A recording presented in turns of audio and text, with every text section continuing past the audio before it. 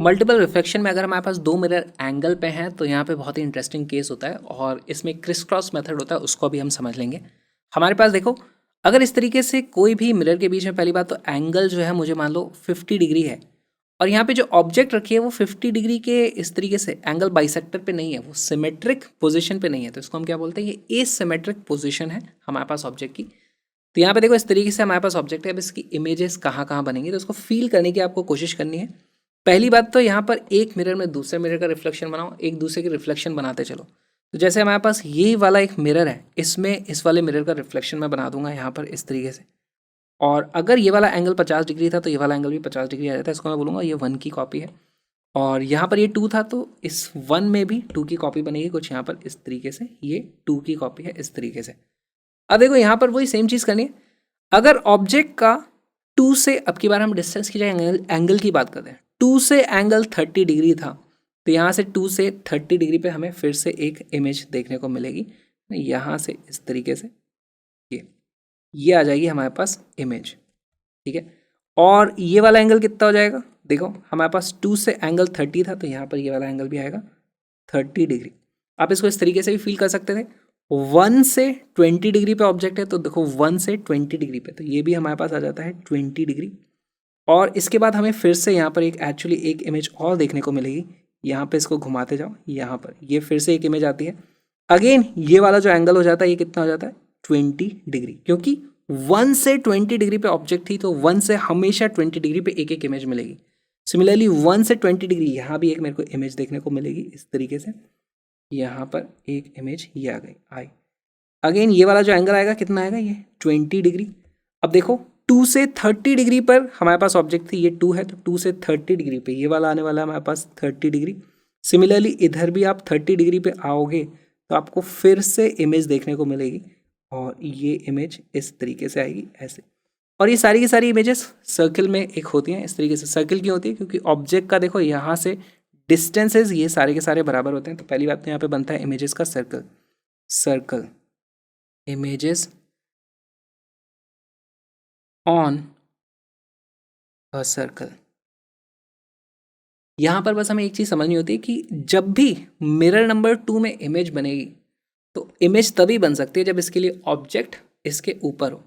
तो ये वाली ऑब्जेक्ट की भी इमेज बनेगी, इसकी भी बनेगी, इसकी भी बनेगी, और ये घूमते घूमते सर्किल कंप्लीट होते आते हैं। अगर आप इसके नीचे आ गए तो इसकी इमेज नहीं बन सकती है ना। सिमिलरली अगर मैं मिरर 1 की बात करूँ, मिरर 1 में इमेज तभी बन सकती है जब इसके लिए ऑब्जेक्ट्स, इसके लिए तो ये भी ऑब्जेक्ट और ये जो इमेजेस हैं ये भी ऑब्जेक्ट की तरह ही काम करेंगे, ये सब इसके ऊपर होनी चाहिए। तो आप इस सर्किल को कंप्लीट करते जाओगे तो ऐसा हो सकता है आप यहाँ पर इसके अंदर आ जाओ तो वहाँ पर फिर इमेजेस बनना बंद हो जाएंगी। तो इसलिए इसमें एक लिमिटेशन आ जाती है, नंबर ऑफ इमेजेस इनफाइनाइट नहीं होती हैं। किस तरीके से इसको चेक करेंगे, इसके लिए हम यूज़ करते हैं क्रिस क्रॉस मेथड का। क्रिस क्रॉस मेथड में देखो आपको करना क्या है, सबसे पहले आपको लिखना है यहाँ पर M1, यहाँ पे आपको लिखना है M2। फिर उसके बाद हम एंगल लिखते हैं। एंगल ऑफ किस चीज़ का लिखेंगे, angle of image from the mirror. तो यहाँ पर देखो M1, यहाँ पर मान लो ये मेरे पास M1 है, ये M2 है। M1 से जो फर्स्ट इमेज है वो 20 डिग्री पे है, क्योंकि ये वाला 20 डिग्री है तो यहाँ पे मैं लिख दूंगा 20। M2 से फर्स्ट इमेज किस एंगल पे है, ये है एंगल हमारे पास 30। क्यों है भाई, क्योंकि ये 30 था तो इसको लिख दें यहाँ पे 30। ये क्या चीज़ हुई, इसको हम लिख देंगे this is angle of first image, ठीक। तो ये M1 में फर्स्ट इमेज का एंगल आता है 20 डिग्री पे, इसका आता है 30 डिग्री पे। नेक्स्ट स्टेप क्या करना है क्रिस क्रॉस मेथड में, इन दोनों के बीच का जो एंगल है जो कि हमारे पास है टोटल 50 डिग्री, उसको यहाँ पे बीच में लिख दो, ये हो गया हमारे पास 50। अब यहाँ से इधर जाएंगे हम तो 20 + 50 कर देना, ये हो जाता है हमारे पास 70। सिमिलरली मैं यहाँ से इधर आऊँगा तो ये मेरे पास क्या उतना हो जाएगा 30 + 50 हो जाता है हमारे पास 80। अब मेरे पास देखो दो नंबर दिख रहे हैं मुझे, एक दिख रहा है 80, दूसरा दिख रहा है 70। ये दोनों एंगल क्या है, ये है angle of second images, angle of second images. तो अगर मुझसे सवाल पूछा जाए M2 में सेकेंड इमेज किस एंगल पे, ये रहा M2। सेकेंड इमेज का जो एंगल आने वाला है यहाँ पे देखो वो 70 आता है। यहाँ देख भी रहा हूँ मैं 30 + 20 + 20 कितना आ गया 70। तो इस तरीके से आप चेक कर सकते हो। अगेन आपको नेक्स्ट पता करना है तो अगेन यहाँ पे बीच में लिखना पड़ेगा आपको 50। इस तरीके से आओ इधर 50 + 70 हो जाता है हमारे पास 120, 80 + 50 हो जाता है हमारे पास 130। अगेन नेक्स्ट आप करोगे तो आपको यहाँ पे फिर से 50 लिखना है बीच में, इस तरीके से ऐड करोगे तो ये कितना होता है 130, 180 हो जाएगा ये, और ये इस तरफ जाएंगे तो हो जाएगा 170। अब यहाँ पे देखो ये 180 हो गया, तो ये एक्चुअली इमेज बनी नहीं है, क्योंकि इस मिरर से 180 के एंगल पे है ना, यहाँ से 180 के एंगल पे यहाँ पर इमेज बन नहीं सकती, क्योंकि वो एक्चुअली इसी पे आ जाएगी हमारे मिरर के ऊपर, है ना। ऑब्जेक्ट और इमेज वहीं के वहीं आ जा रहे हैं बेसिकली, उसको हम बोलेंगे इमेज नहीं है। तो जब भी हमारे पास यहाँ पे टोटल एंगल की वैल्यू 180 डिग्री से कम है, तब तक हम बोलते हैं भाई हाँ इमेज बन रही है। तो ये वाली इमेज बनी होगी, इसको हम काउंट नहीं करेंगे इमेज में। हमारे पास टोटल नंबर ऑफ इमेजेस कितनी हो गई, 1 2 3 4 5 6 7, टोटल नंबर ऑफ इमेजेस कितनी है, 7 images. 7 is the correct answer. अब इसका एक सिंप्लीफाइड सा फॉर्मूला देख लेते हैं, जो फॉर्मूला बेस्ड हमारे क्वेश्चंस आते हैं उसमें किस तरीके से उसको यूज करेंगे।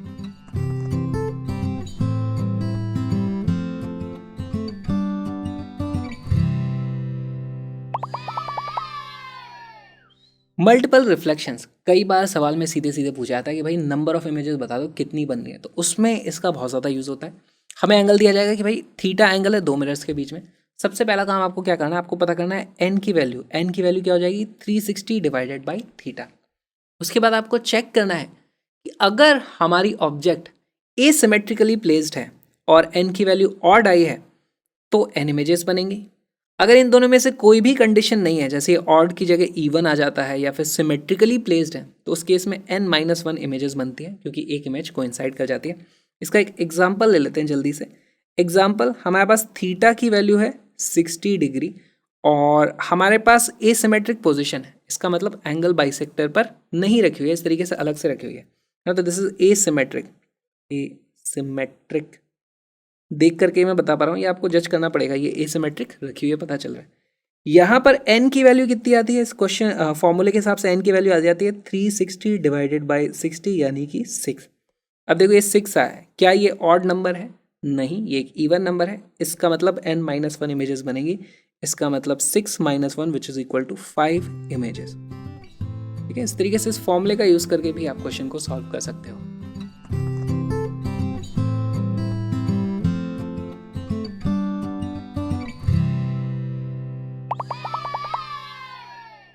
ये सवाल बहुत ही इंटरेस्टिंग है, ध्यान से सॉल्व करना। A ray reflected successively from two plane mirrors inclined at an angle undergoes a deviation of 300 degrees. तो देखो हमें डेविएशन दे दिया है, कोई दो मिरर के कारण जो डेविएशन की वैल्यू आई है वो 300 डिग्री है। इससे मैं उन दोनों के बीच का एंगल पता कर सकता हूँ। अगर मुझे दोनों के बीच का एंगल पता चल गया है तो मुझे फिर उसके बाद एक ऑब्जेक्ट को प्लेस कर दिया है between the two mirrors such that it makes an angle of 15 degree with one mirror when seen from the intersection of the mirrors. तो मुझे इमेज ऑब्जेक्ट कैसे रखे वो भी बता दिया हमने। अब मुझे बताना है कि नंबर ऑफ ऑब्जर्वेबल इमेजेस कितनी है, तो इसलिए बहुत ही अच्छा सवाल बन जाता है। दो कॉन्सेप्ट को मिक्स कर दिया है और इसमें गलती होने का बहुत अच्छा खासा स्कोप है। अच्छे से दिमाग लगा के क्वेश्चन को सॉल्व करना, बहुत अच्छा सवाल है।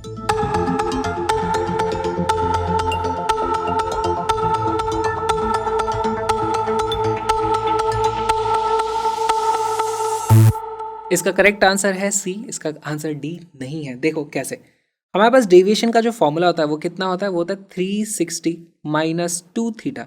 तो इसकी वैल्यू देखो, हमारे पास डेविएशन की वैल्यू अगर 300 है ना, इसकी वैल्यू हमें 300 दी हुई है, तो यहाँ से मेरे पास 2 थीटा की जो वैल्यू आ जाती है वो आ जाती है 60 डिग्री, यानी कि थीटा की वैल्यू आ जाती है कितनी, 30 डिग्री। इसका मतलब हमारे पास मिरर कुछ इस तरीके से है और दोनों के बीच में जो एंगल है वो 30 डिग्री का है।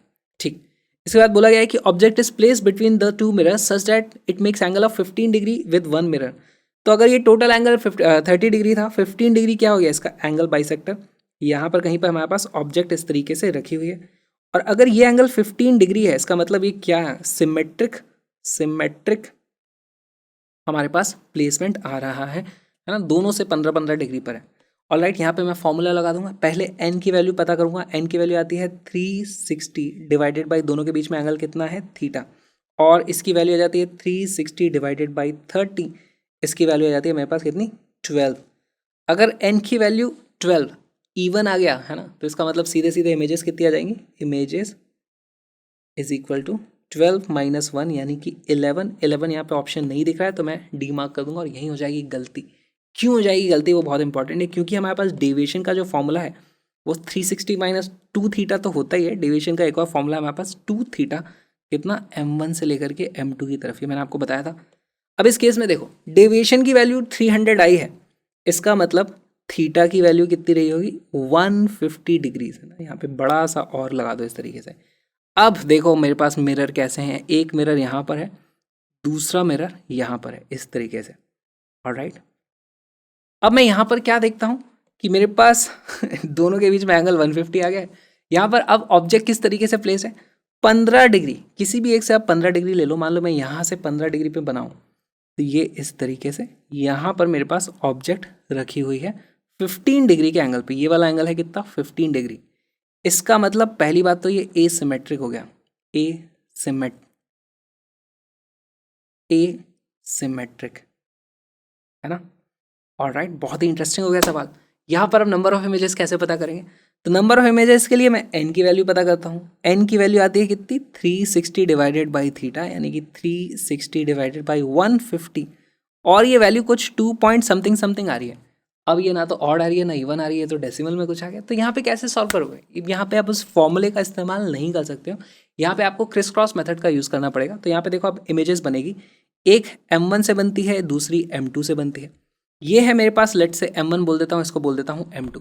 सबसे पहले हम क्रिस क्रॉस मेथड में क्या लिखते हैं, पहली इमेज जो बनी है उसका एंगल कितना होगा। m1 में जो पहली इमेज बनी है उसका एंगल कितना होगा, तो यहाँ पे ये वाला जो एंगल है वो कितना है, देखो टोटल एंगल था 150 डिग्री, 15 डिग्री ये है, तो ये वाला हो जाता है हमारे पास 135 डिग्री। पहली इमेज बनती है 135 डिग्री पे। m2 में पहली इमेज कहाँ बनती है, m2 में देखो यहीं पे बनी होगी, ये वाला एंगल भी आ जाएगा हमारे पास 15 डिग्री, दिया जाता है 15 डिग्री। फर्स्ट इमेजेस, ये दोनों एंगल 180 से छोटे हैं, तो ये भी इमेज है, ये भी इमेज है, ठीक। नेक्स्ट सेट ऑफ इमेजेस कहाँ बनने वाली है, देखो इन दोनों के बीच में एंगल टोटल था 150, यहाँ लिखो 150, ऐड करना शुरू करो। ये ऐड करोगे 150 प्लस 15 कितना हो जाता है, ये हो जाता है 165 डिग्री, ठीक। यहाँ पे इसको ऐड करो तो ये हो जाएगा 150 प्लस 135, ये आ जाता है 285 डिग्रीज। तो यहाँ पर देखो ये 180 को क्रॉस कर गया है, तो ये इमेज नहीं बनेगी, ये हमारी इमेज बनेगी। तो हमारे पास टोटल 1 2 और 3 इमेजेस आ रही हैं, इसलिए सी बन जाता है हमारा करेक्ट आंसर।